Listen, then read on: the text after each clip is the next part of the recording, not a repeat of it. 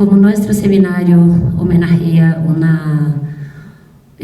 profesor de gran valor para mi país, yo soy de Brasil, que es el profesor Milton Santos, yo voy a recuperar aquí algunos conceptos de las obras de Milton Santos sobre territorio y espacio, ¿no?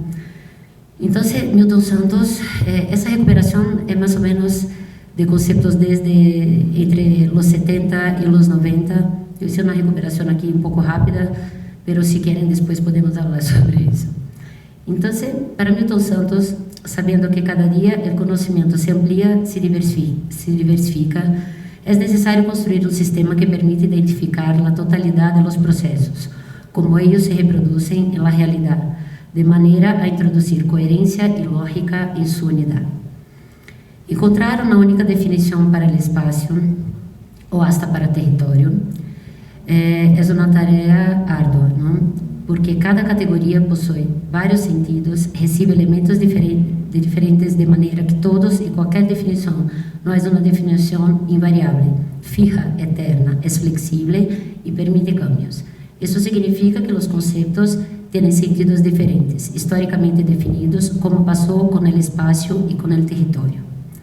Para Milton, el concepto del espacio es central, entendido como un conjunto de formas representativas de relaciones sociales del pasado y del presente, y por una estructura representada por relaciones que están pasando y se muestran a través de los procesos y funciones.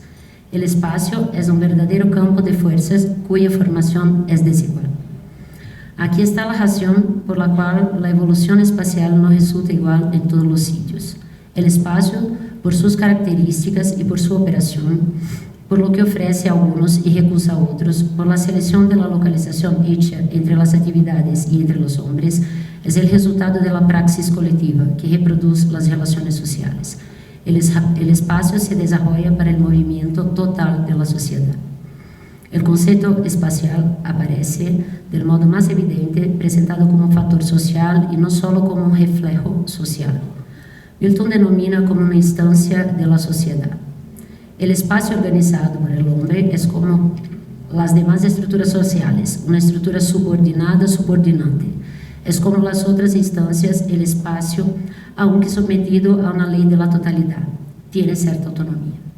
Para Milton, el espacio precisa ser considerado como la totalidad, conjunto de relaciones levadas a cabo a través de funciones y formas presentadas históricamente por procesos del pasado y del presente.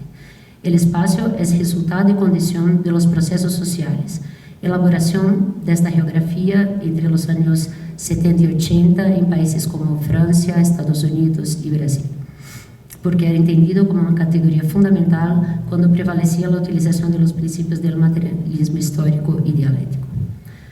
De esa manera, el espacio, además de ser una instancia social que tiende a reproducirse, tiene una estructura que equivale a la organización hecha por la sociedad.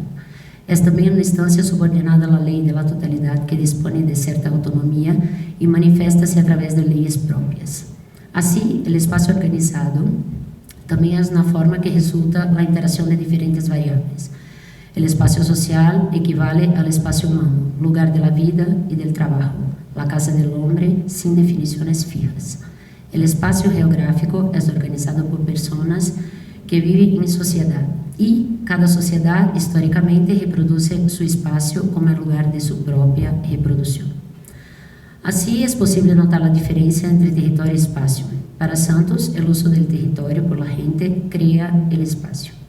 Invariable en sus límites y presentando cambios a lo largo de la historia, el territorio antecede el espacio, ya que el espacio geográfico es más amplio y complejo, comprendido como un sistema indisociable de sistemas de objetos y acciones, en que la instancia social es una expresión concreta e histórica. El territorio es un concepto subyacente en su elaboración teórico-metodológica y representa un dado fijo, delimitado, un área. Es importante notar que si entendemos el territorio como una área delimitada y constituida por las relaciones del poder del Estado, y respetaríamos formas diferentes de enfocar su uso, los cuales no enyesan su entendimiento, pero la torna más compleja por implicar un análisis que considera muchos actores y muchas relaciones sociales. Con eso, el territorio se puede considerar como delimitado, construido y desconstruido por las relaciones de poder que envuelven en gran variedad de actores y territorializan sus acciones con el tiempo. Sin embargo, la delimitación no puede ocurrir de manera precisa, puede ser irregular y cambiar históricamente. Además, puede pasar por una diversificación de las relaciones sociales y un juego de poder cada vez más complejo. Él elige las categorías forma, función, estructuras, proceso y la totalidad como las principales que se deberían considerar en el análisis geográfico del espacio. Este constituye la categoría principal y ayuda en el entendimiento del territorio. El espacio se constituye procesualmente y contiene una estructura organizada por formas y funciones que pueden cambiar históricamente la consonancia con cada sociedad. Así, la forma es el aspecto visible, exterior de un conjunto de objetos, las formas espaciales. La función es la actividad realizada por el objeto creado. Y la estructura social natural se define históricamente. En ella las formas y las funciones se crean y se instituyen. Las formas y las funciones varían en el tiempo y asumen las características de cada grupo social. Es una concepción histórica y relacional de la geografía y del espacio. Ese proceso significa la acción que lleva a cabo de manera continua, buscando un resultado que implique el tiempo y el cambio. Los procesos pasan en el ámbito de una estructura social y económica y resulta de sus contradicciones internas. Así, al considerar esos procesos en conjunto, podemos analizar los fenómenos espaciales en su totalidad. La totalidad y el tiempo son categorías fundamentales para el estudio del espacio. La totalidad posee el carácter global y tecnológico, presentarse por los modos de producción, por el intermedio de la formación social, económica e histórica, es inseparable de la noción de estructura. Por lo tanto, la totalidad espacial es estructural. El espacio se organiza socialmente con formas, funciones definidas históricamente, porque es la casa del hombre y del lugar de la vida que necesita constante reorganización. El espacio y el hombre son síntesis dialécticas comprendidas en una combinación teórico-metodológica entre elementos que utiliza de argumentos de Marx y Sartre. Así, Milton da centralidad al hombre sujeto, substancial en la construcción del mundo y del espacio. Ya el territorio es comprendido como un espacio de una nación delimitada y regulada. Presenta elementos fijos, resultando de la acción del hombre y su trabajo, así como relaciones sociales y formas diferentes de ocupación y producción. Equivale a la reducción del espacio por el proceso de formación de un Estado-nación. En otro momento, Milton Santos habla un poco sobre el espacio y la sociedad y vuelve a tomar la discusión sobre el espacio y la formación económica y social. El espacio se presenta como una organización histórica que abraza entonces la totalidad de la vida social. La totalidad equivale a las condiciones de la evolución capitalista expuesta por las estadísticas de la producción y del comercio, presentada por las discusiones en todos los niveles y por todos los medios de difusión y aspectos sociales, así como las desigualdades generadas por el propio sistema capitalista. Como el espacio se organiza socialmente, el espacio y la naturaleza son sinónimos, desde que se considere la naturaleza como una instancia transformada, una segunda naturaleza, como Marx la denominó. El espacio en ese contexto equivale a las transformaciones sociales hechas por el hombre. El espacio reproduce la totalidad a través de las transformaciones determinadas por la sociedad. Modos de producción y distribución de la población, entre otras necesidades, desempeñan funciones evolutivas en la formación económica y social. Influye en su construcción y también es influenciado en las demás estructuras, de modo que es considerado un componente fundamental de la totalidad social y sus movimientos. El espacio consta como materia trabajada, distribuido en uno de los objetos sociales como la imposición más grande sobre el hombre, perdona. Es la parte del cotidiano de los individuos, por ejemplo, la casa, el lugar de trabajo, los puntos de encuentro, los caminos que unen aquellos puntos, son igualmente elementos pasivos que condicionan las actividades de los hombres y comandan la práctica social. El espacio, otra vez, el producto y la condición de la dinámica socioespacial. Y de acuerdo con Milton, hay una organización social, un arreglo del espacio, de acuerdo con los intereses y necesidades de cada grupo.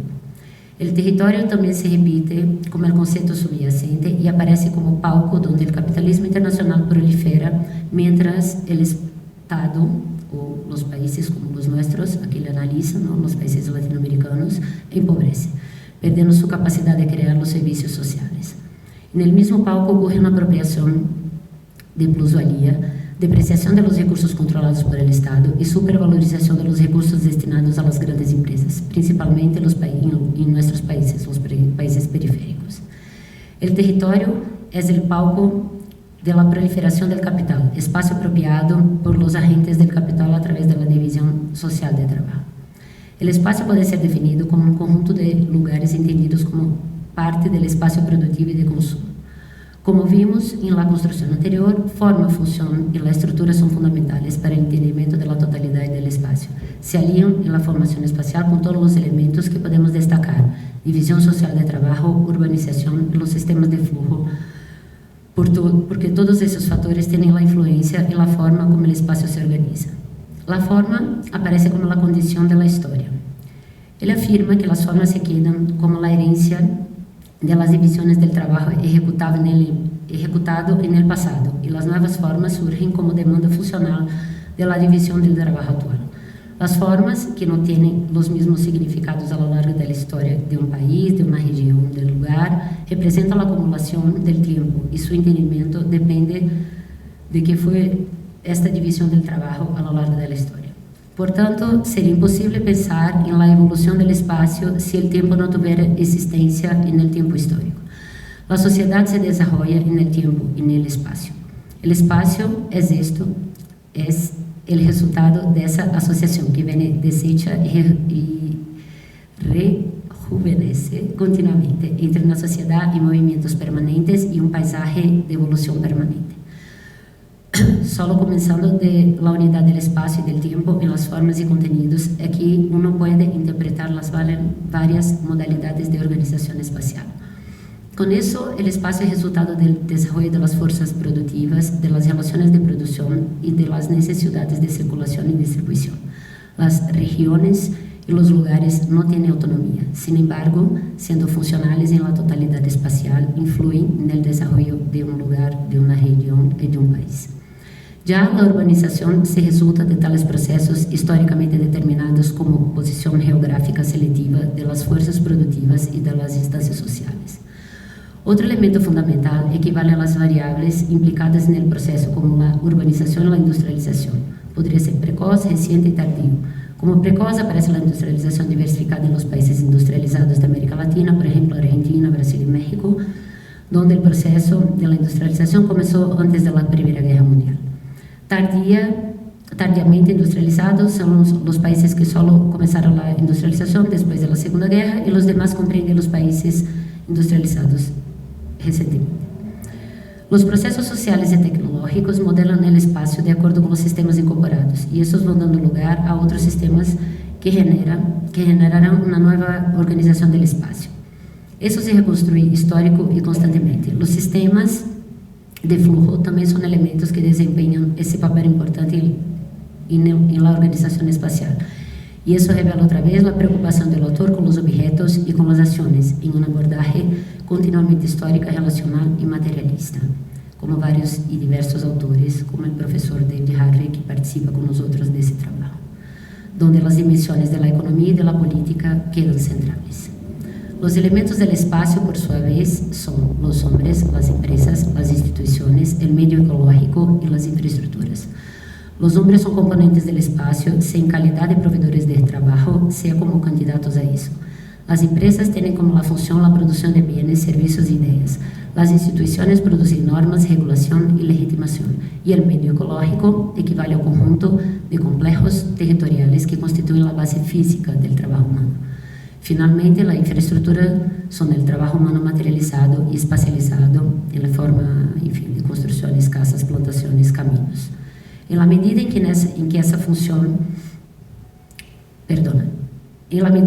funciona esta acción, la interpretación supone la interdependencia funcional entre los elementos. A través del estudio de las interacciones se recupera la totalidad social, movimiento, conflicto, contradicciones, es decir, el espacio como un todo, y igualmente la sociedad como un todo. Cada acción no constituye un dato interdependiente. Pero el resultado del propio proceso social. Así, es fácil notar la permanencia del carácter relacional de su concepción, así como el carácter histórico. Los elementos del espacio son sometidos a las variaciones cuantitativas y cualitativas. De esa manera, Los elementos se deberían considerar como variables. Cada momento histórico, cada uno de los elementos cambia su papel, su posición en el sistema espacial, y el valor de cada uno se habría que tomar desde su relación con los otros elementos. Eso significa que las variables del espacio cambian en el movimiento del tiempo histórico. El territorio no se presenta como forma definitiva y organizada del espacio. Sin embargo, hay señales que permiten creer que el territorio corresponde al palco donde ocurren las actividades creadas a partir de la herencia cultural de la gente que le ocupa. También es una fracción del espacio local articulado al mundial. En esa dialéctica hay elementos temporales y los sistemas espaciales. Él refuerza la idea que la dimensión histórica es necesaria para ir más allá de un nivel de análisis superficial, de manera que la situación actual dependa, por eso, de influencias históricas. El comportamiento del nuevo sistema es condicionado por el anterior. Algunos elementos dejan lugar completo, parcialmente, a otro más moderno. En muchos casos, elementos de los periodos diferentes coexisten. De modo que la acción de variables depende de las condiciones del correspondiente sistema temporal. Hay una relación de la unidad espacio-temporal. La organización del espacio se puede definir como el resultado del equilibrio entre los factores de la dispersión y de concentración en un momento dado en la historia del espacio. Un nuevo componente es el reconocimiento y el énfasis dado a los procesos naturales o ecológicos, lo que revela una más de las características, la incorporación de nuevos elementos sobre la cuestión ambiental. En síntesis, los espacios alcanzados por innovaciones están en contacto, o sea, las variables del crecimiento cambian con las modernizaciones. Eso muestra que la formación de un espacio suponga una acumulación de acciones localizadas en momentos diferentes. El espacio es el resultado de la reproducción, una consecuencia de su historia, más exactamente de la historia de los procesos productivos impuestos a los espacios por la sociedad. Milton presenta el espacio como un híbrido formado de forma-contenido, forma-funciones, objeto-acciones, procesos y resultados, siendo el fenómeno técnico una de las condiciones históricas principales de la transformación del espacio, junto con los procesos económicos, culturales y políticos. Hay en esa procesualidad unidad entre esos procesos y unidad espacio-temporal, espacio y tiempo metamorfosean-se en el otro. El contenido del espacio es cada vez más sumamente técnico, cada vez más artificializado en el proceso de ampliación de la división territorial del trabajo. Horizontalidades y verticalidades, tecnosfera y psicosfera, el nuevo y el viejo, el externo y el interno, permite reconstruir una dinámica espacial con arena de antagonismos y complementariedades. Razón global y razón local, espacios inteligentes, espacios opacos, solidariedad orgánica y solidariedad organizativa. Son fenómenos calificados que comienzan desde una posición. Estos se confunden y al mismo tiempo se destacan y se distancian. La búsqueda incansable de Milton de enfoques y concepciones que permitan siempre entender las transformaciones del real es una de sus virtudes principales y una de las características de él. Él reafirma el compromiso de la geografía que se debería reformular para ser la ciencia del hombre, no en el sentido restringido, como siempre la sociedad mundial tiene entendido, ¿no? Que sería una realidad de la minoría hegemónica, pero sí para todos los hombres. Define por fin que el problema más significativo de los tiempos actuales o del tiempo actual es la construcción de un futuro para la humanidad, donde no haya lugar para la fragmentación entre tiempo, espacio, hombre y naturaleza, y para tanto tenemos el compromiso de construir lo nuevo y reconstruir el viejo, dando lugar a una naturaleza social donde el espacio puede ser instrumento de la reproducción de la vida y no el lugar de existencia del hombre artificial, que usaría esos espacios como mercancía y no como fuente de la vida. Gracias. Antes que nada, quiero contar que mi ponencia va a ser de tipo personal, un poco más afectiva. Sigo siendo parte, pero desde una forma externa, del CND, de este Centro Nacional de Estrategia para el Derecho al Territorio, del que mis compañeras son parte. Entonces, en ese momento trabajamos alrededor de un año y varios meses en una investigación sobre territorios comunales aquí en Quito. Pero lo que vengo a compartirles esta mañana está más ligado a mi experiencia de vida con lo que ya con lo que acabo de manifestar, que es mi trabajo del último año y meses. Entonces, entendiendo que el bagaje deviene de esta experiencia en el CNEDET, quiero contarles que al momento estoy viviendo en Salasaca, que he retomado una investigación y, como les digo, esto es una ponencia de tipo personal, un poco más afectiva. Entonces, este trabajo que yo vengo realizando en Salasaca retoma mucho la investigación que se ha venido logrando este último tiempo. Salasaca es un pueblo indígena ubicado en el sector de Tungurahua, muy cerca a Ambato, en el cantón Pelileo. Es un sector de aproximadamente 14.000 metros cuadrados, en donde habitan aproximadamente 15.000 habitantes. Entonces estamos hablando de una extensión mínima para la cantidad de gente que ahí habitamos. Esta gente que aquí habita se dedica mayoritariamente a la agricultura, siendo esta la principal labor de ingresos per cápita para la gente, ¿no? Entonces la gente se vive de la tierra, de su trabajo, de labrar la tierra, de sembrar en la tierra. Cuando yo llego a esta tercera instancia a vivir en Salasaca, llego acompañada de mi pareja y la pregunta es: ¿tenemos ya la madurez suficiente para empezar a vivir en nuestro propio espacio, en nuestra propiedad? Así que vamos a intentar comprar un espacio en Salasaca.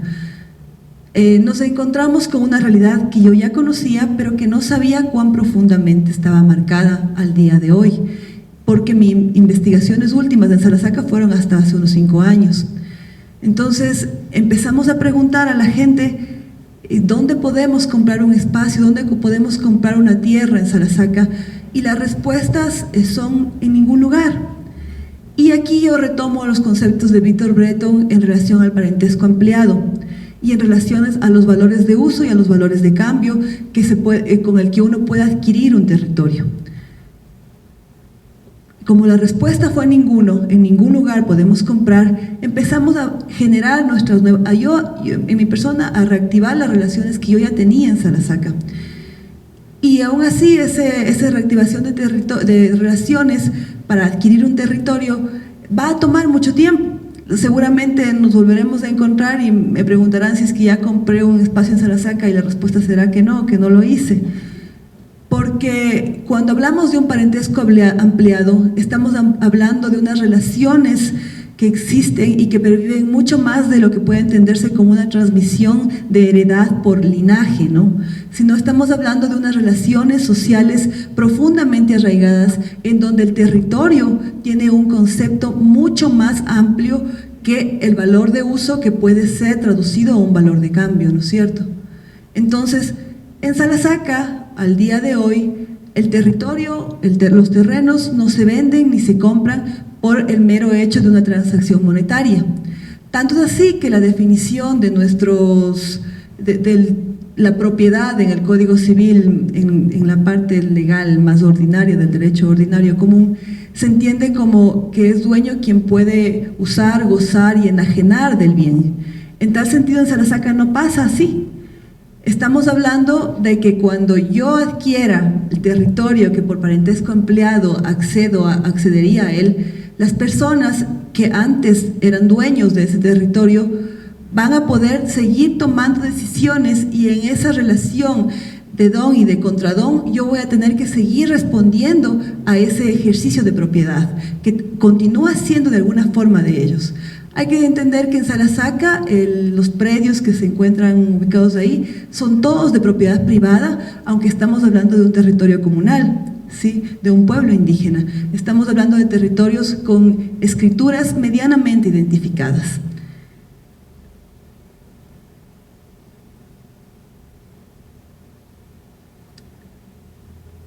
Una vez que suceda tal compraventa del bien, ¿no es cierto?, de este futuro bien del que yo estoy explicándoles de una forma tan afectiva y personal mía, una vez que ese bien pase a la posesión de mi familia, si de ser el caso, después de muchos años, en un futuro ideal.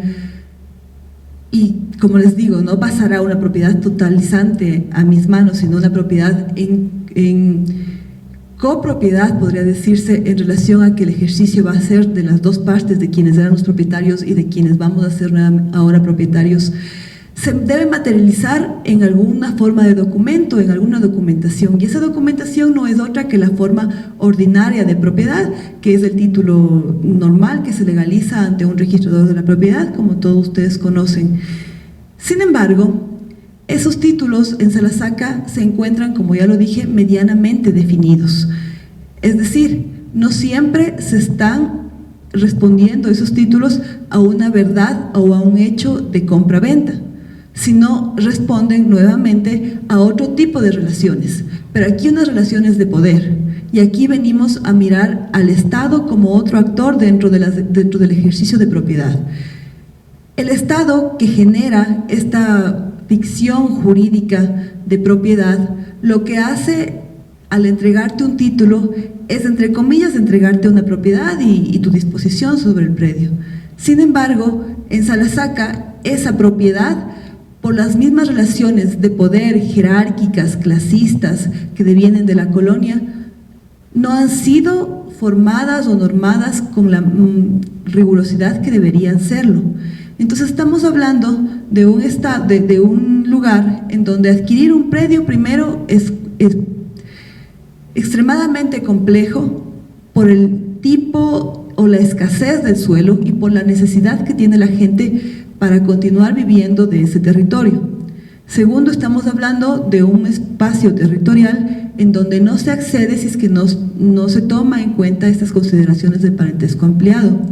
Y como tercero, estamos teniendo en cuenta que nos encontramos en un territorio en donde el espacio normalmente o normativamente, mejor dicho, se encuentra mediado por relaciones de poder estatales, en donde aún el día de hoy el Estado tiene la capacidad de hacer injerencias sobre esta propiedad, es decir, borrar cuando quiere en la figura, a partir de la figura de los notarios y de los jueces y de los registradores de la propiedad, borrar esa propiedad que legítimamente hago las comillas porque ya hablamos del proceso, ¿no?, anterior, fue adquirido por una persona. Entonces vemos como en este territorio indígena confluyen distintos actores, ¿sí?, que han venido o dan el resultado de una propiedad que puede ser problematizada bajo la óptica de visión más con la que comúnmente entendemos de la propiedad. Y aquí, como Jeremy Rainer en la mañana nos hablaba, el tema de la propiedad, pero más allá de la propiedad, del valor, los valores de cambio, de uso, no valor, trae más preguntas que respuestas, ¿no? Porque yo lo que quiero hacer en esta ponencia es aterrizar, y lo que he pretendido hacer es aterrizar cómo estos valores se conjugan en una cotidianidad de un lugar de nuestra vida en Ecuador. No sé, las preguntas quedan abiertas para todos, porque la idea es que después de esto se arme algún tipo de discusión. Bueno, este es un trabajo, como dijo Verónica, que le hemos realizado desde el año pasado con Jeremy en este equipo de investigación que se llama Propiedades, Ciudadanía y Ecología Política. Básicamente nuestra investigación giró en torno a las visitas a las comunas y luego incorporarnos a estos territorios donde es bastante complicado ingresar debido justamente a lo que dice Verónica, hay relaciones de parentesco y que son bastante cerradas, ¿no? Entonces, a lo largo de este tiempo hemos tenido la oportunidad de ingresar, de que nos reciban en estas comunas, y desde ahí hemos obtenido varios datos etnográficos, además de estudios históricos, ¿no?, para comprender cómo se ha logrado establecer esta propiedad comunal en Quito, ¿no? Las comunas que investigamos fueron Santa Clara de Samillán y San Bartolomé de Lumbicí. Santa Clara de Samillán, como ustedes saben, está en el distrito metropolitano de la Universidad Central, en dirección a la occidental, ¿no? Y Lumbicí se encuentra en la parroquia de Cumbayá. Como voy a empezar esta ponencia es con este título: ¿Cómo se expresa la teoría del valor en Santa Clara de Samillán y San Bartolomé de Lumbicí?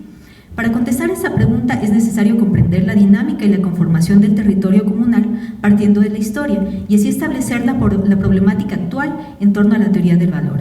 En este sentido, se considera que la permanencia del territorio comunal se basa en mecanismos de negociación permanente con el Estado central a través de sus ministerios cada vez más distantes a las comunas y con el municipio de Quito, el mismo que incorpora la planificación de la ciudad en el territorio comunal y el territorio comunal en el ordenamiento y proyecto de urbanización capitalista al que responde la ciudad.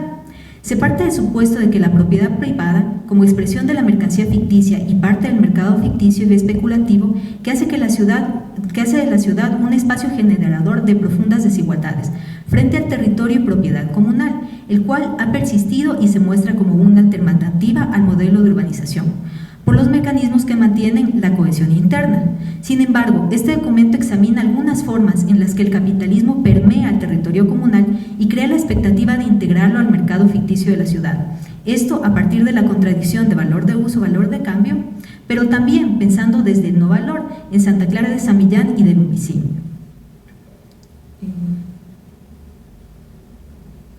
Bueno, aquí está el mapa, ¿no? No se ve muy claramente por las letras, pero la palabra más grande en rojo es Santa Clara de San Millán y la palabra más pequeña en rojo, en cambio, es Lumbicí. Como ustedes saben, Quito se extiende longitudinalmente y ha empezado a expandirse hacia los valles, al Valle de los Chillos, al Valle de Tumbaco, debido a las intervenciones urbanas como las vías, ¿no es cierto? El otro mapa, en cambio, se ven las centralidades dentro de la ciudad, que también son componentes interesantes porque ahí se articulan las dinámicas económicas de la ciudad, lo cual sí impacta a los territorios comunales, ¿no? Bueno, primeramente para comprender la conformación de las comunidades y las comunas ubicadas en Quito, hay que considerar las acciones tomadas desde la colonia, hay que regresar a la historia, para desarticular los ayllus, cuya organización y estructura económica, política y social se adaptó en base a la negociación y resistencias a la colonia y a la república. Por su parte, la hacienda serrana se constituyó como una forma particular para establecer, uno, la organización del trabajo e instituyó también el monopolio de grandes extensiones de tierra. En cuanto al trabajo, este se estableció en base al concertaje, el cual era un modelo contractual en el que el indio trabajaba por dinero a cambio de un pedazo de tierra. Este sistema se mantenía entre generaciones, entre familias, debido a la contracción de deudas con el patrón. Si bien un territorio de indígenas no se encontraba dentro de la hacienda, esto no significaba que no mantenía una relación. Por otra parte, en relación al monopolio de la tierra, se dio en base a la usurpación por parte de la colonia y la petición de la tierra por parte de la iglesia.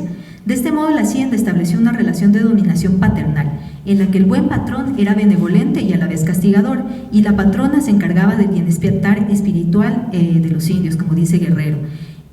Bueno, cuando uno hace la revisión histórica del territorio aquí en Quito, se encuentra varias haciendas. Si bien uno no define muy bien qué comunas son, ¿cierto? Hay poblados que están cerca de estas haciendas y si bien no están dentro como huasipungos dentro de estas haciendas, tienen una relación muy fuerte porque económicamente mantienen una relación en rituales económicos con estos espacios, ¿no es cierto? Entonces hay que entender el impacto que tuvo la hacienda serrana en estos espacios como las comunas. El proceso histórico en la sierra puede en parte comprenderse desde la acumulación primitiva que remite a los orígenes históricos del trabajo asalariado, así como la acumulación de bienes en manos de los capitalistas, que a su vez les dan empleo, además de establecer mecanismos para apropiarse de la tierra, lo cual fue el medio para desposeer al campesinado. A esto se sumó la emancipación de los siervos mediante la utilización del dinero, el cual disolvió la comunidad tradicional y de esta forma se pasó de una comunidad definida en términos de relaciones sociales interpersonales a otro en el que prevalece la comunidad del dinero. Así, la llamada acumulación originaria no es otra cosa que el proceso histórico de disociación entre el productor y los medios de producción. Aparece como originaria porque constituye la prehistoria del capital y de su modo de producción correspondiente.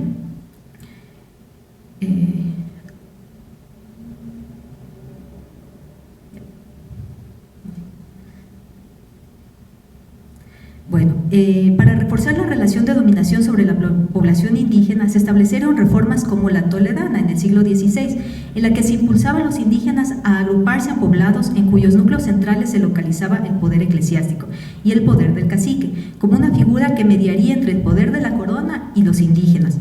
La carga tributaria obligó a los indígenas a migrar y a asentarse en poblaciones que permitieran la evasión de impuestos. La República se fundó bajo una visión liberal, donde se establecía la necesidad de vender las tierras comunales, establecer la propiedad privada y así lograr la ciudadanización. Visión que se fundamentaba en la administración eficiente de la tierra en manos privadas, cuyo efecto sería civilizador, productivo y incursionaría en el mercado de tierras. Por otra parte, a inicios del siglo XX se impulsó la Ley de Organización y Régimen de las Comunas, con el fin de administrar estos poblados que se encontraban bajo una condición de ambigüedad, con el fin de que tengan una normativa y autoridades propias. Esta condición de ambigüedad se encuentra dentro de los párrafos iniciales a la elaboración de esta ley, la Ley de Comunas. ¿Y qué es lo que dice, no? Que la Ley de División Territorial de la República no comprende estos centros poblados, que con el nombre de caseríos, anejos, barrios, comunidades o parcialidades subsisten dentro de la nacionalidad a la que es necesario incorporarles, que a los referidos centros poblados se debe establecer y reconocerlos con derechos y obligaciones propios, además de dotarles de la debida representación legal y administrativa a fin de propender a su mejoramiento moral, intelectual y material. Bueno, en este sentido las comunas se constituyeron como las administradores de los territorios que les otorgaba el Estado, pero cumplían una función junto con el apoyo ministerial. Ahora, el ex Ministerio de Previsión Social estaba encargado administrativamente de estas comunas, además de la supervigilancia y dirección de sus derechos y atribuciones, como se establece en la ley, como lo muestra también a través de decretos de creación de comunas, aprobación de procesos de elecciones, resolución de problemas en relación a la propiedad, pugnas e inclusive desarrollos de eventos en torno a problemáticas de las poblaciones indígenas. Y por otro lado, el Ministerio de Agricultura estaba encargado del apoyo en cuestiones agrarias y posteriormente asumió las funciones del extinto Ministerio de Previsión Social y Trabajo. En el caso de las dos comunas estudiadas, Santa Clara y Lumbici, cada una revela una forma de constitución de población distinta, así como las estrategias de determinación del territorio en la colonia y la república, que se revelan en pugnas judiciales contra la injerencia de la Iglesia y las atribuciones de las haciendas. Aquí, en este gráfico, se muestra cuáles han sido las pugnas que se han encontrado históricamente en Santa Clara y en Lumbici. No se ve muy claramente, sin embargo ahí les voy a mencionar más o menos de qué se trataba. En el caso de Lumbici, en la época de la colonia, entre 1762 y 1830, se registraron procesos por el abuso contra la integridad de los indígenas yanaconas y mitimaes, que se instalaron en Lumbici para evadir el tributo. Para 1808 se estableció un proceso entre las monjas de la Concepción y Lumbici, y tras casi 100 años se les otorgó la cédula real a los indígenas de Lumbici. Y para 1830 se determinó un proceso jurídico para la linderación de su territorio. Por eso Lumbici no tiene tantos problemas en términos de linderos, e inclusive cuando uno va al catastro ve que Lumbici sí consta dentro del catastro de Quito, si bien como un territorio vacío porque no se ve la fragmentación interna o la venta interna, pero está dentro de lo que es el catastro, problema que tienen muchas otras comunas en el distrito.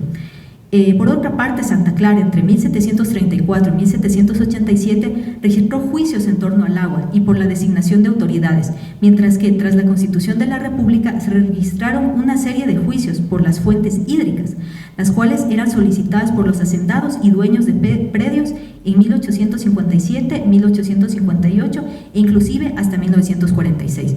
Uno de los procesos que revela la relación con las haciendas cercanas fue el seguido contra Juana del Mazo, quien en primera instancia perdió el derecho al agua y la pugna que se seguía con los indígenas, pero en segunda instancia ganó el juicio y reclamó que el pago por daños y perjuicios por parte de los indígenas debía saldarse en forma de trabajo de los indios en la propiedad de la señora Juana del Mazo. Tras esos acontecimientos surge la pregunta, ¿cómo fue el paso al mercado de autorregulación? Que es algo que lo plantea Polanyi. La creación de la mercancía ficticia es una de las claves para comprender este proceso y la relación entre la urbanización y las comunas. Lo que se esperaba de este sistema económico orientado por los mercados y cuya producción se determinaba por los precios era ganar la mayor cantidad de dinero. Tomando en consideración que el trabajo, tierra y dinero no son mercancías, el mercado no debería decidir sobre la actividad de la gente, su medio natural ni poder adquisitivo, ya que esto llevaría a la destrucción de la sociedad. Sin embargo, bajo este sistema que impide cualquier comportamiento que obstaculice el funcionamiento del mercado, todo estaba obligado a transformarse en mercancía ficticia, proporcionando un principio de organización que concernía a la sociedad y afectaba a todas las instituciones. Si bien la tierra era un elemento de la naturaleza entrelazado con las instituciones del hombre, se emprendió la empresa más extraña de todas, como dice Polanyi, y ha consistido en aislarla y hacer de ella un mercado, lo que impidió la ruptura entre la tierra y la organización de la familia para satisfacer las exigencias del mercado inmobiliario y especulativo. Ahora, con el fin de comprender las comunas, hay que remitirse a su relación con la ciudad y comprender que la aparición del capitalismo provocó la disolución de las antiguas relaciones económicas de propiedad territorial y su conversión a una forma que fuera compatible con la acumulación sostenida. El capital se puede considerar como el creador de la propiedad territorial moderna, según Harvey. La disolución de la relación entre el terrateniente y la tierra por un pago monetario directo confiere al capital los derechos a la tierra que, transformada en mercancía, sería un instrumento y condición de producción. En este marco surge la propiedad territorial privada y el capital que incide en la urbanización de la ciudad penetra al campo mediante la monetarización, la usura e inclusive la expropiación, los cuales transforman las relaciones sociales, pero sin alcanzar en su totalidad la forma de propiedad territorial privatizada. En este marco, donde la ciudad privilegia la propiedad privada, se establece que una de las características de todos los agentes económicos, independientemente de sus intereses inmediatos, y es que tratan la tierra como un bien financiero, un capital ficticio en el mercado de tierras que constituye un derecho a un ingreso futuro, a una utilidad en la tierra. Al examinar la teoría de valor y sus contradicciones, se determina que en la sociedad capitalista todas las mercancías que están en el mercado poseen valor de cambio y valor de uso. El valor de cambio se comprende en función del dinero, del precio, mientras que el valor de uso cambia de algo incrustado en cualquier sistema de necesidades humanas a una comprensión de cómo se moldean las necesidades y deseos en el modo de producción capitalista. La diferencia de ambas es significativa, en tanto se enfrentan entre ellas, dándose una contradicción, como se puede ver claramente en el último libro de David de las 17 contradicciones, siendo el caso más claro el de la vivienda, en el que se le concibe como un hogar para habitar. Sin embargo, también se puede convertir en un bien financiero, que es lo que pasa en las ciudades, ¿no? Sin embargo, ¿qué ocurre con las comunas? Estos espacios ambiguos, como decía la ley, ¿no?, que les expliqué anteriormente, que se localizan en el territorio, ¿cómo pueden comprenderse? Por una parte, a partir de la Ley de Comunas del 37, existían bienes colectivos para trabajar la tierra y para beneficio de la comunidad, como dice el artículo 6 de esa ley, lo cual contaría con el apoyo del Ministerio de Previsión Social. Y por otro lado, cada comunero poseía una propiedad y debido a la extensión de algunas de ellas se pensaba asegurada la tierra para las futuras generaciones. En caso de venta o traspaso de la tierra, esta se realizaba mediante el usufructo, que tiene un costo fijo para todo el predio comunal, ya que no considera las mejoras realizadas en el mismo. Esta transacción, que era registrado por el cabildo, que es la autoridad de la comuna, y en este sentido había una forma de control, pero si no había herederos, ¿qué pasaba con este usufructo? El usufructo regresa a la comuna. En este sentido, y en un escenario capitalista, se puede pensar en la comuna tal vez como un no valor. Aquí voy a citar un documento que discutimos con David la semana pasada, en el que introduce la cuestión del no valor. Espero que se entienda el inglés. Nothing can be valuable without being an object of utility. If the thing is useless, so is the labor contained in it. The labor does not count as labor and therefore creates no value.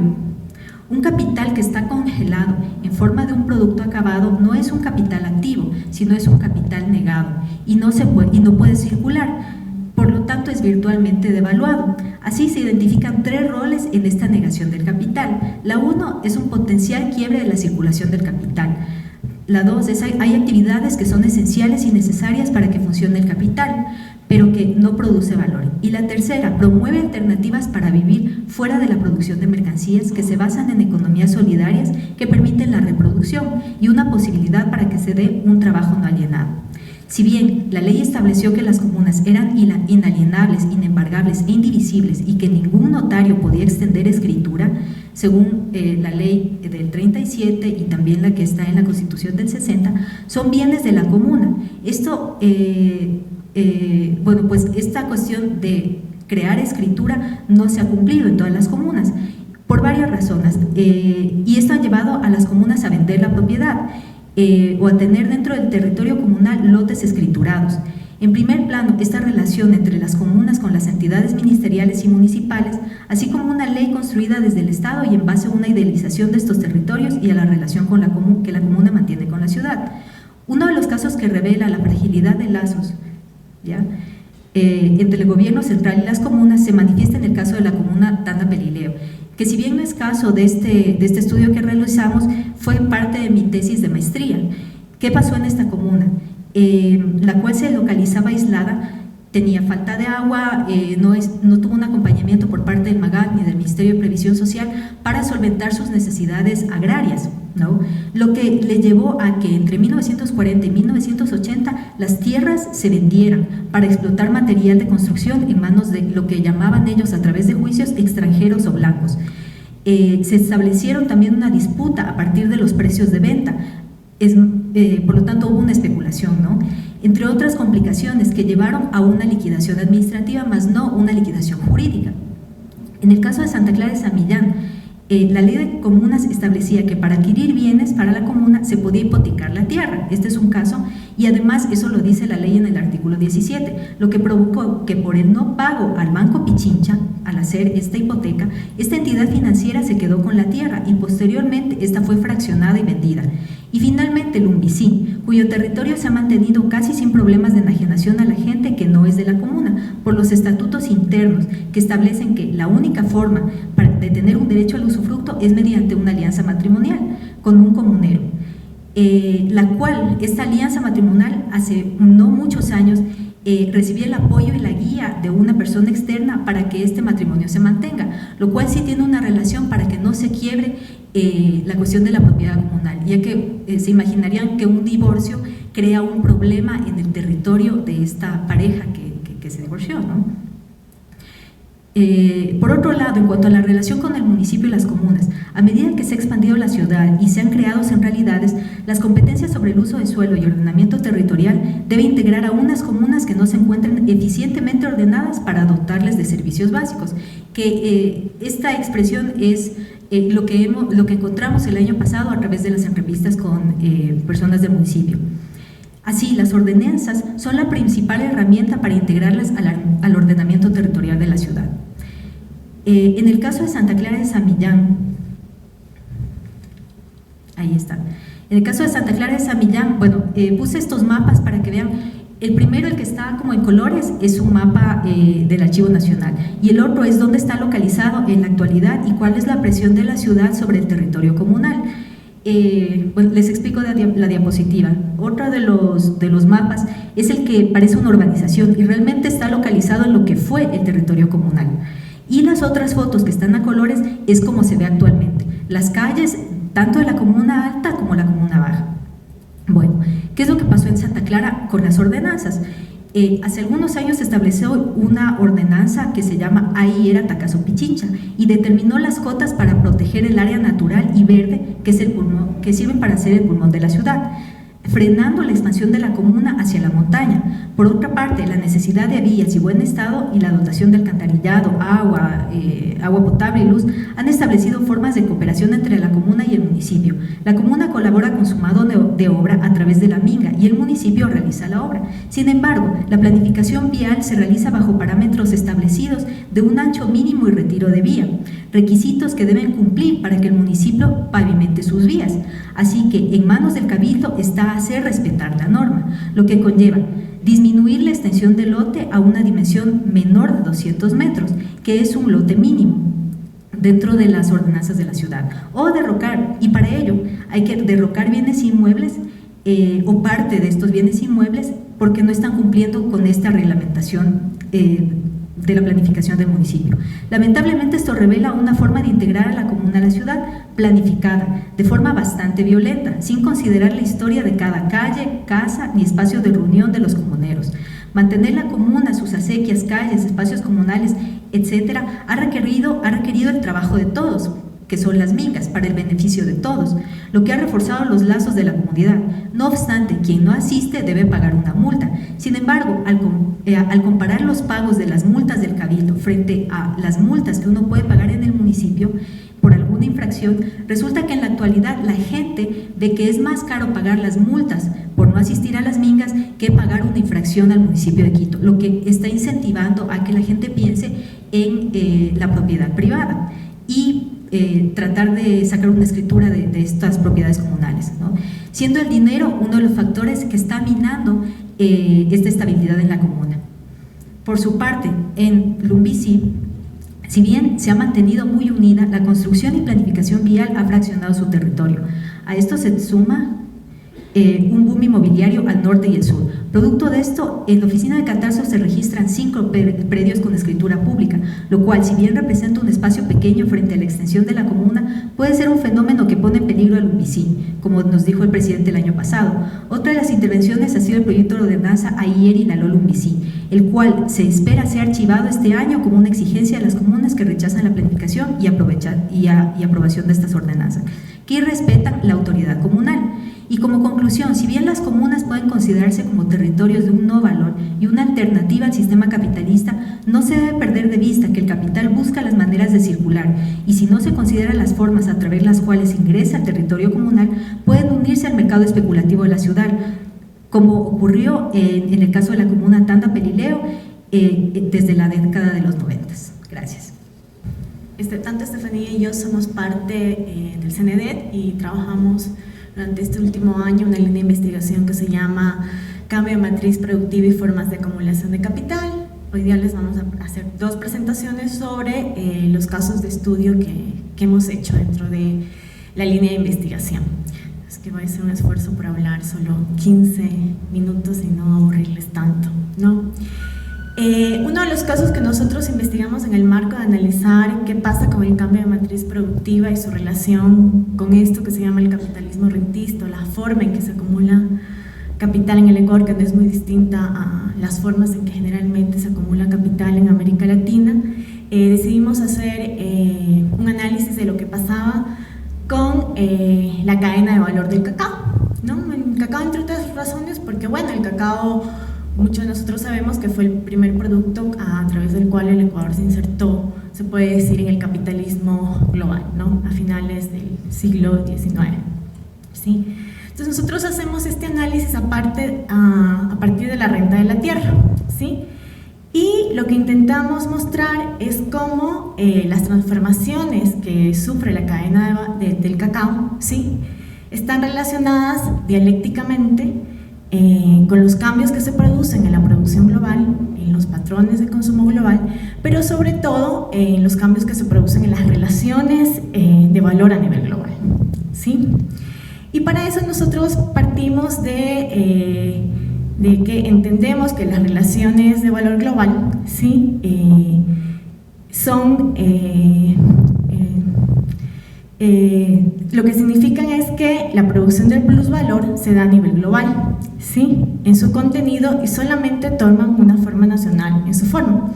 Es decir, la acumulación de capital no se produce en determinados sectores o en determinadas economías nacionales, sino que como proceso social, ¿sí?, abarca al mercado mundial, ¿sí?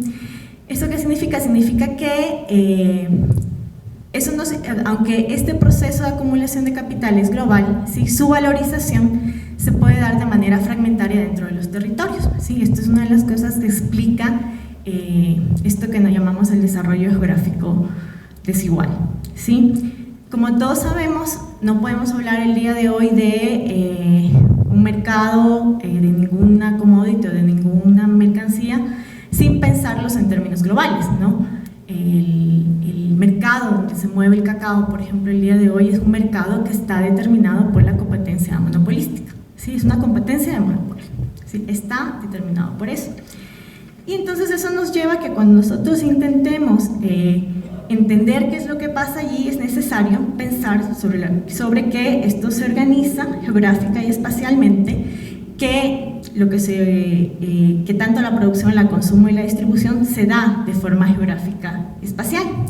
Si uno quiere ver lo que pasa en un territorio específico, en un territorio donde se realiza este tipo de acumulación, en el caso de Latinoamérica específicamente, uno no puede pensar el territorio sin partir de la renta de la tierra.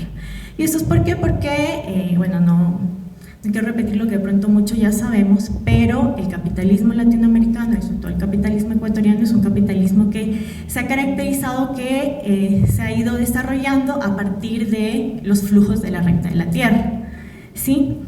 Entonces, bueno, ¿qué es la renta de la tierra? Así como en palabras muy fáciles, pues la renta de la tierra es la porción del plusvalor que el capital debe ceder a aquel que tiene la propiedad privada de la tierra o aquel que es propietario o controla el acceso a los recursos naturales que no son fácilmente reproducibles, ¿sí? Nosotros utilizamos el concepto de renta de la tierra como una categoría de la economía política, es decir, es una categoría que nos ayuda a explicar la forma dominante en que algunos o determinados países se han insertado en la economía mundial a través de la exportación de materias primas, ¿sí? Históricamente, la exportación de materias primas constituye, como ya les decía, una corriente importante de rentas hacia los países del sur global, sobre todo tomando como ejemplo los países de América Latina, y por general esta renta viene en forma de rentas diferenciales, ¿sí? ¿Qué es esto de la renta diferencial? Así como muy rápido, la renta diferencial no es nada más que es aquella que el propietario, el que tiene control. Creo que es importante en este momento del capitalismo no solamente hablar de la propiedad de la tierra, la propiedad de una porción o la propiedad de los recursos naturales, sino sobre quién controla también esa tierra. No necesariamente, si uno ve el comportamiento de las grandes transnacionales el día de hoy, no necesariamente compran la tierra, ¿sí? Se encargan de tener control sobre la tierra, tener control sobre la producción de esa tierra o los recursos naturales que están en ese territorio. Por eso hablo en esos términos, ¿no? Pero claro, la renta diferencial, bueno, es la que puede obtener quien tiene el control o la propiedad de la tierra en función de que, bueno, tiene esa porción de tierra que tiene unas condiciones naturales que son irrepetibles, son mejorables y que además estas condiciones naturales le permiten mejorar la productividad del trabajo que se realiza en esa tierra y también reducir los costos de la producción, ¿no?, de estas materias primas, ¿sí? Entonces, a partir de esta posibilidad de poder apropiarse una parte de la renta de la tierra, pues este propietario, que tiene el control, puede intervenir en la acumulación de capital de diferentes maneras, ¿no?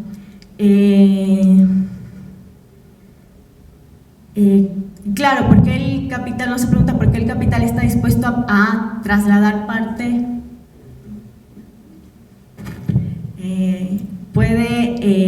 o sea, está dispuesto a pagar o a desprenderse de parte del plusvalor, ¿sí?, y entregarlo al nivel de la tierra, y es porque pues esto va a generar condiciones de mayor productividad, ¿sí?, y le va a permitir en muchos casos extraer mayor valor y sobre todo obtener ganancias extraordinarias, ¿sí? Como ya voy por la mitad del tiempo, ¿sí? Claro, lo que pasa en América Latina, y cuando les hablaba de esto del capitalismo rentista, es que existen mecanismos históricamente, si uno ve la región o los países de la región, han existido mecanismos mediante los cuales el Estado, ¿sí?, puede intervenir en la circulación que tiene la renta, ¿sí?, antes de que llegue a los propietarios o a los terratenientes, y luego realizar una especie de distribución, ¿sí? Muchas veces estos flujos de renta que han servido para incentivar o promulgar estos intentos de procesos de industrialización o procesos de generar procesos de acumulación más intensivos de capital dentro de los países, ¿no? Por general estos son momentos en que el Estado interviene, se apropia una parte de la renta de la tierra y luego la distribuye, ¿sí? Ahora, no solamente, cuando estoy hablando, hay otro tipo de renta que es importante tener presente cuando hablamos de cacao, que es la renta de monopolio. La renta de monopolio no tiene que ver con las características naturales que le permitan generar mayor productividad, no tiene que ver con la mayor productividad, sino que es esta renta que se puede obtener cuando, por las características del bien, hay una demanda, ¿sí?, que está dispuesta a pagar un precio extra, pagar un precio de monopolio porque se produzca ese bien y tener acceso a él, ¿sí? Y estas dos cosas son importantes porque, claro, cuando uno piensa en el cacao, nosotros lo que hicimos fue mirar como su desarrollo histórico, ¿sí? Y lo que vemos es que cuando empezó esto del cacao en el Ecuador, este inicio de finales del siglo XIX, claro, lo que pasó fue que estos terratenientes, estos grandes propietarios que habían pasado por un proceso de acumulación originaria de capital vía apropiación de tierras y todo esto, se empezaron a apropiar, dados los altos precios internacionales del cacao y las condiciones naturales que tenía la tierra en el Ecuador, porque claro, Ecuador se convierte en el primer productor mundial del cacao porque era un cacao extraordinario, único, con un sabor que no se producía en ninguna otra parte del mundo, y eso se da por las condiciones naturales del suelo. Entonces, hay esta anécdota de que incluso se han llevado plantas de cacao del Ecuador a otros países y no se produce el cacao con el mismo sabor, el mismo aroma, que es por lo que se paga, ¿no? Entonces, cuando el Ecuador entra al mercado global del cacao, entra porque se había producido la revolución industrial y pues globalmente había una demanda de pepas de cacao para producir chocolate, y Europa estaba comiendo mucho chocolate, ¿sí? Y eso generó una cantidad de ingresos de rentas, que eran rentas diferenciales. Eran rentas diferenciales porque, y además eran rentas diferenciales de tipo 1 porque se basaban en la expansión de las plantaciones de cacao, ¿sí? Fundamentalmente era eso, ¿no? Entonces esto generó una gran cantidad, además porque esta tierra era muy productiva, ¿sí? Generó una gran cantidad de flujos de renta de la tierra que fueron, bueno, muchos de estos propietarios luego se convirtieron en banqueros, en comerciantes, importadores, y por ahí un poco se explica un poco la historia del país, ¿no? Luego, este proceso empieza a entrar en crisis por cambios globales también. Eso es importante, esta cosa de cómo van cambiando las relaciones globales de valor, ¿no? Globalmente entra África, las grandes industrias chocolateras empiezan a tener plantaciones en África, ¿sí? Y empiezan a generar una amplia producción de cacao. Con esta amplia producción de cacao cae el precio del cacao, Ecuador ya deja de ser el máximo productor, y bueno, luego con una otra serie de factores entramos en crisis, y estos flujos de rentas diferenciales que habían alimentado la economía del país pues empiezan a perder como su magnitud y su importancia dentro del país, ¿no?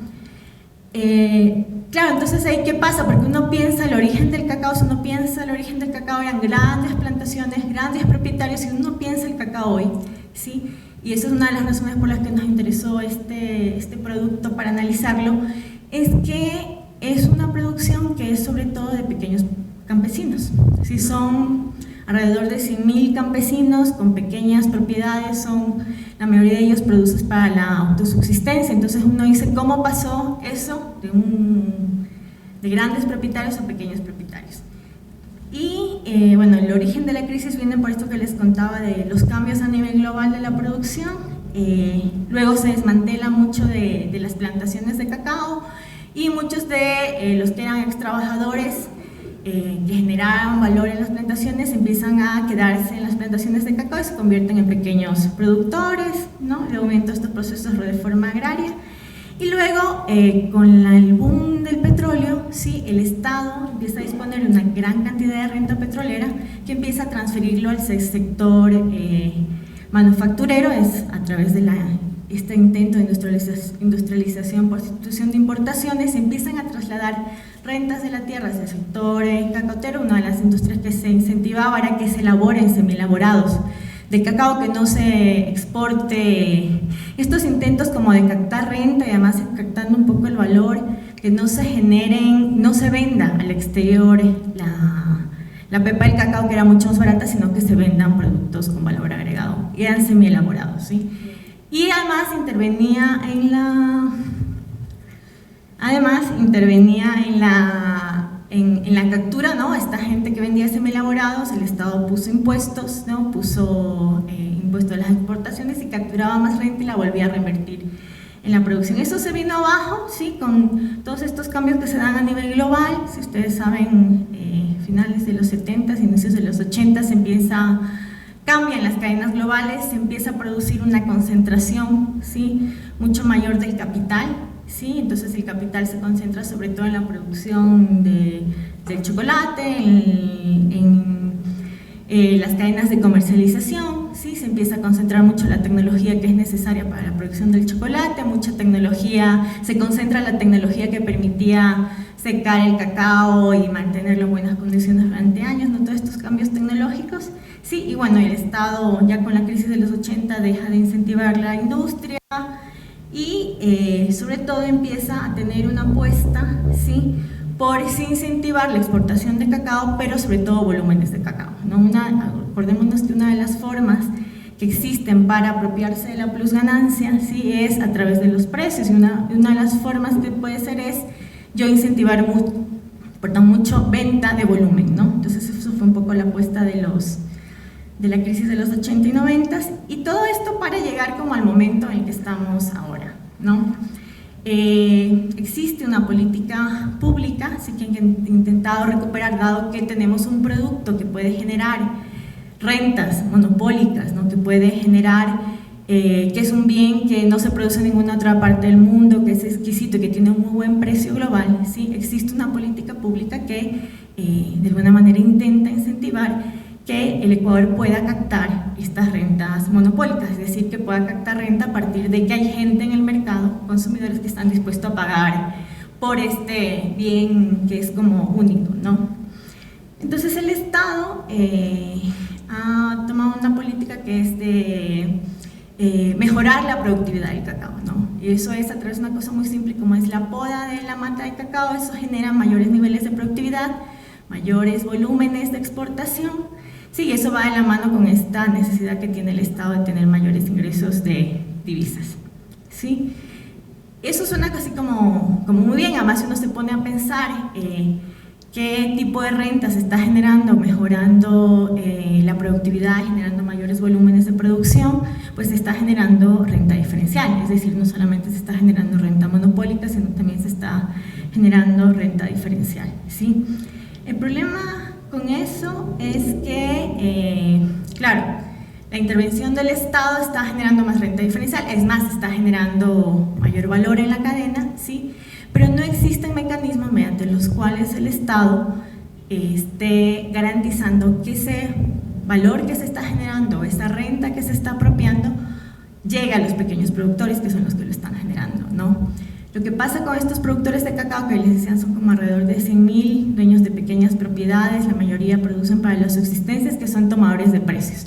No tienen control sobre la producción, porque además desde el Estado o de las empresas transnacionales con las que tienen vínculos se les dice cómo producir, qué insumos usar, ¿no? Entonces no tienen control sobre eso y mucho menos tienen control sobre el precio. Entonces resulta que hay un precio en el mercado global que sí es diferenciado, porque el mercado global no paga lo mismo a un cacao corriente que a un cacao fino de aroma como el ecuatoriano, por ejemplo, ¿sí? Paga precios diferenciales, pero al pequeño productor no se le paga precios diferenciales, no da lo mismo el tipo de cacao que se produce, ¿sí?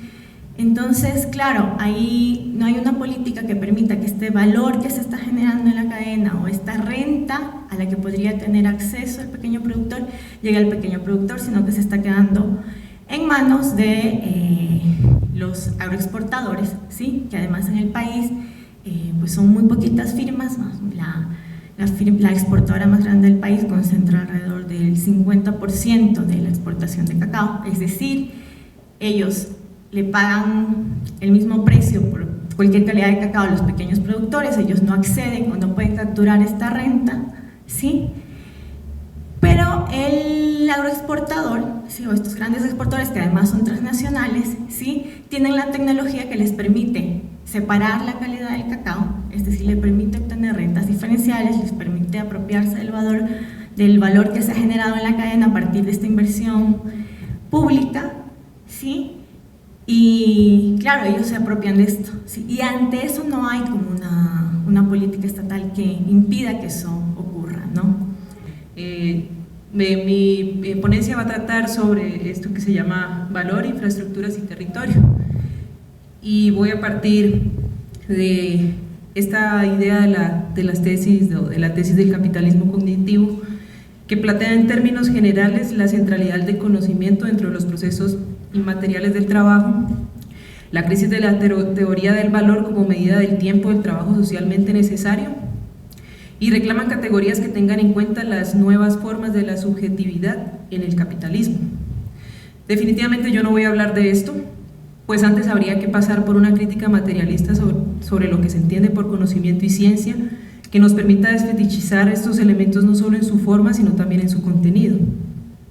Teniendo en cuenta pues, los límites del tiempo y de mi propia capacidad argumentativa, solo voy a intentar hacer un ejercicio que me va a permitir poner en cuestionamiento esto de la inmaterialidad a partir de un análisis de las infraestructuras sociales en el capitalismo, luego de lo cual voy a presentar rápidamente un caso concreto de la realidad ecuatoriana. Hay una serie de vacíos y preguntas que los enfoques sobre capitalismo cognitivo han dejado sin contestar. Por ejemplo, ¿cómo entender toda la producción inmaterial del software, las redes, en relación con la intensificación de los mecanismos de extracción de recursos naturales, desde las tierras raras que se utilizan para la industria de los celulares y los computadores, hasta las formas de la biotecnología para producir nuevas moléculas? La historia más reciente de la industrialización de China y de los países del sudeste asiático, donde se llevó a cabo la transformación de vastas sociedades agrícolas, muchas dedicadas al cultivo de arroz, en fuerza de trabajo para las maquilas, significa todo menos una desaparición de las formas de explotación basadas en el trabajo. Y en cambio demuestra que la búsqueda del capital por nuevas regiones para la extracción de plusvalor traspasa todas las fronteras. En este sentido, es importante pensar no solo de manera abstracta en los diferentes mecanismos a través de los cuales el capital lleva a cabo es importante pensar no solo de manera abstracta en cómo el capital explota, succiona trabajo vivo para convertirlo en trabajo muerto, sino los diferentes mecanismos a través de los cuales lleva a cabo esta misión. No solo los mecanismos que se utilizan en el proceso de producción de mercancías, producción de plusvalor, sino, como bien lo ha señalado David Harvey, a través de las dinámicas de circulación y realización del valor. Lo que planteo en adelante se basa en gran medida en el pensamiento de David Harvey. Las infraestructuras, esto es, todas las formas del capital fijo, que incluye incluso a la tecnología y a la ciencia, son un momento dentro del proceso de producción y circulación del valor social, dentro del proceso continuo de expansión del valor. ¿Cómo es esto? Históricamente, las sociedades humanas han creado formas de organización del trabajo orientadas a la generación de excedentes necesarios para su propia reproducción social. Sabemos por Marx cómo en el capitalismo la producción de excedentes está mediada por las formas del trabajo alienado y representados a través del dinero y de la ganancia, del cual se extrae una parte para asegurar en el largo plazo y de manera continua la producción, circulación y realización del valor. Las infraestructuras sociales son precisamente la forma a través de la cual estos excedentes se fijan en el espacio, para garantizar a su vez el flujo de las mercancías. Se puede alcanzar un movimiento fluido a través del espacio solamente si se fijan infraestructuras en él. De esta manera, las vías férreas, caminos, aeropuertos, redes de cable, sistemas de fibras ópticas, mallado eléctrico, oleoductos, etc., constituyen formas de capital fijo en el suelo. Ciertos flujos de capital hacia las infraestructuras pueden ser vistos como inversiones diseñadas para realzar las condiciones sociales de producción de plusvalor. Por ejemplo, los flujos para apoyar la investigación científica y técnica. Estas pueden retornar directamente a la esfera de producción como fuerza material, es decir, nuevas tecnologías. Esto es importante ya que una gran parte de las políticas de desarrollo de los países de América Latina se han propuesto mejorar las condiciones sociales para la producción de plusvalor a través de infraestructuras viales, transporte, energía, educación, etc.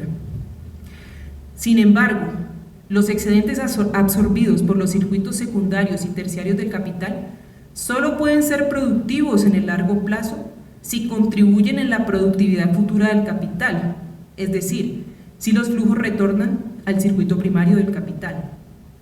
Pero como la lógica del capital solo responde a la acumulación por la acumulación, es posible encontrarse con una sobreinversión en el circuito secundario y terciario, y en este caso tener un excedente de casas, de espacios de oficinas, de puertos o de energía, como lo que vamos a ver en el caso de Ecuador, y también puede haber un exceso en la capacidad del sistema educativo. En este caso, los activos terminan siendo devaluados dentro de los mismos circuitos secundario y terciario, lo que da lugar a una contradicción: la desvalorización del capital fijo, que abre paso a dinámicas de acumulación por desposesión, es decir, a dinámicas de despojo de los medios de vida, de los valores de uso que no encajan dentro de los patrones de la acumulación primitiva del capital. En el caso de Ecuador, tenemos el proyecto emblemático de Coca-Cola Sinclair, que es la central hidroeléctrica más grande que se construye con financiamiento chino. Este proyecto está pensado dentro de una política más amplia que se llama el cambio de la matriz energética y que a su vez va a permitir el cambio de la matriz productiva, lo que para muchos pensadores políticos y planificadores constituye la base para la transición hacia una economía social del conocimiento, que también se le ha llamado biosocialismo o economía de los recursos infinitos. El cambio de la matriz energética consiste en la construcción de 8 grandes centrales hidroeléctricas. Todos estos proyectos fueron planeados entre finales de la década del 70 y mediados de los 80, pero volvieron a ser rescatados dentro del gobierno de la Revolución Ciudadana. Una de las principales razones para hacerlo fue la necesidad de lograr una soberanía energética, romper con los monopolios de la energía termoeléctrica y aprovechar el gran potencial de energía renovable del territorio en el marco de las políticas del post-neoliberalismo, que plantean la recuperación del rol del Estado en la provisión de las infraestructuras sociales que son necesarias para mejorar las condiciones de competitividad sistémica. En el 2010, el gobierno ecuatoriano logró un préstamo con el Exim Bank de China de 2.245 millones para la construcción del Coca-Cola Sinclair, a una tasa de interés cercana al 7%, más alta que las del BID o las del Banco Mundial, y en condiciones desfavorables en términos de garantías y con la condición de que sea una empresa china la que construya la obra, esta de Sinohydro, a la cual Ecuador compra toda la tecnología y contrata un 10% de la fuerza laboral china. Estos préstamos además están atados al pago anticipado de recursos naturales, petróleo y minerales. China, a través de sus bancos y sus empresas estatales, financia y construye a su vez una gran cantidad de represas hidroeléctricas en África, Asia del Sur, Europa del Este y Latinoamérica. Esto constituye una estrategia de expansión global de los excedentes de capital y fuerza de trabajo sobreacumulados en China y a la necesidad de evitar una crisis de devaluación mediante una mayor extracción de recursos que sostenga la producción a gran escala de nuevos espacios, ciudades, represas, para lo cual China necesita tanto carbón como aceros sea posible. A nivel nacional, se contempla que la energía generada por el Coca-Cola Sinclair sirva para abastecer las necesidades de las zonas industriales de ciudades como Guayaquil y Quito, la zona del recién construido aeropuerto Mariscal Sucre, la provincia de Imbabura, que es donde se está construyendo la ciudad del conocimiento Yachay, y la provincia del Carchi también. Y de esta manera contribuirá al cambio de la matriz productiva. Sin embargo, luego de 9 años de la Revolución Ciudadana, la participación del sector industrial en el Producto Interno Bruto, en lugar de haber crecido, decreció del 14% al 12%. Esto muy a pesar de, como el mismo presidente Correa lo ha reconocido, de la eliminación de impuestos y de todos los incentivos tributarios generados para fomentar al sector industrial. Entonces, ante un inminente desaprovechamiento de toda la energía que va a generar este Coca-Cola Sinclair y el resto de las centrales hidroeléctricas cuando entren en funcionamiento, y por la necesidad que ha tenido el Estado de reducir los subsidios sobre el gas y el diésel, se ha planteado como alternativa el cambio de todo el sistema de cocinas a gas por cocinas de inducción, con bonos e incentivos para que la gente compre las nuevas cocinas, también fabricadas en China y pagadas mediante préstamo. Por otro lado, el discurso del cambio de la matriz energética se ha ido ajustando al escenario real, en el que se ve todo menos un cambio de la matriz productiva. Y se ha resuelto que gran parte de la energía que Ecuador produzca se va a exportar a los países vecinos, lo cual es una posibilidad aún remota, considerando la falta de redes de conexión y el hecho de que Colombia le vende energía a Ecuador. No obstante, con esto, el gobierno ha ido en busca de un nuevo financiamiento a China de 3.000 millones de dólares para la construcción de otra gran represa hidroeléctrica, mucho más grande que el Coca-Cola Sinclair, dirigida a impulsar el desarrollo de los proyectos mineros en el sur. ¿Cómo podemos interpretar todo esto en el largo y en el mediano plazo? Por un lado, yo veo aquí una forma de subsidio en energía barata para sectores no competitivos de la industria nacional. Por otro lado, una deuda en consumo para cubrir el déficit de utilización de la energía, por ejemplo, a través de la compra de estas cocinas de inducción. La insostenibilidad de la deuda pública para sostener el sector de generación eléctrica, que puede dar lugar a nuevas formas de privatización. Y una gran cantidad de efectos sociales que tienen que ver con la transformación del territorio, nuevas concentraciones espaciales,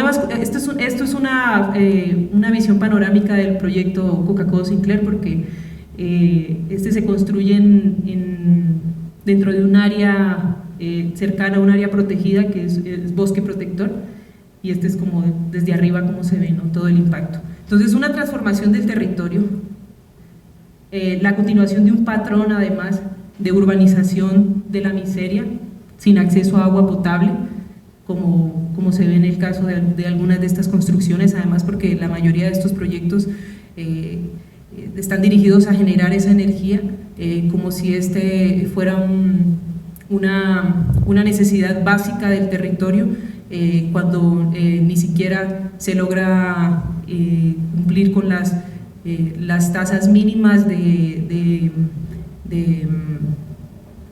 agua potable, de acceso al agua potable. Y por otro lado, una intensificación de las dinámicas de extracción de recursos para el pago de la deuda, lo cual nos remite al concepto de acumulación por desposesión y nos obliga a pensar en los mecanismos específicos que utiliza el capital para extraer valor de las distintas regiones. Estos mecanismos guardan relación con las formas de acumulación de capital que bien se reproducen al interior de la lógica de los estados nacionales, y en el caso de Ecuador y de la mayoría de los países de la región andina, como Nora lo ha mencionado, han estado determinadas por la extracción de renta de la tierra, que es una de las formas de apropiación de valor por los terratenientes y cuya magnitud ha servido para dinamizar toda la economía. Entonces, las dinámicas de producción del espacio a través de las infraestructuras sociales nos habla de formas específicas de la circulación del valor y de producción material, que pueden ocurrir en diferentes escalas geográficas y contribuyen de manera general al proceso de acumulación de capital. A propósito de la tesis del capitalismo cognitivo, la producción de la información, el consumo, no pueden ser vistos como determinantes de la lógica de producción de valor ni del tiempo socialmente necesario para la producción de las mercancías, pues el valor es una categoría abstracta relacional que articula distintas escalas y distintos momentos de la producción material, donde la explotación, tanto de la fuerza de trabajo como de la naturaleza, puede seguir operando a través de distintos mecanismos. El caso del proyecto de cambio de la matriz energética en Ecuador y el cambio de la matriz productiva orientadas a la construcción de la economía social del conocimiento revelan que el camino hacia una economía inmaterial, a través de los recursos finitos, se ve limitada por las mismas lógicas del capital, que en lugar de llevar a una homogenización de todas las formas de producción en una producción inmaterial, lo que hace es aprovechar las distintas condiciones sociales, geográficas y ambientales para continuar la extracción de valor.